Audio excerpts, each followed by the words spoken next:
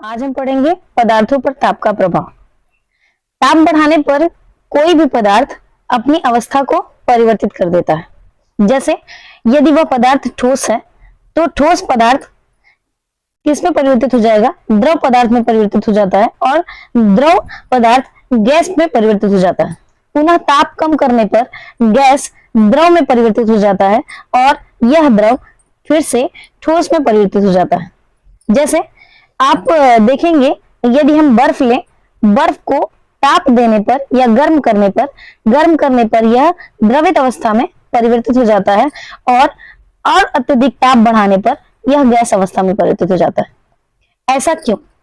क्योंकि जो ठोस के पार्टिकल होते हैं उनके बीच में जो आकर्षण बल होता है वो अत्यधिक होता है, लेकिन जैसे ही हम इसको ताप देंगे तो ताप देने पर जो इसके पार्टिकल होते हैं, कण होते हैं, उनमें गतिज ऊर्जा होने के कारण ये एक दूसरे से दूर भागना प्रारंभ कर देते हैं, जिससे इनकी अवस्था में परिवर्तन हो जाता है। यह ठोस अवस्था से द्रव अवस्था में परिवर्तित हो जाते हैं और अत्यधिक ताप देने पर इनके जो कण होते हैं, गतिज ऊर्जा होने के कारण ताप देने पर यह एक दूसरे से और दूर भागते हैं और इनके बीच का जो आकर्षण बल होता है वो क्षीण हो जाता है।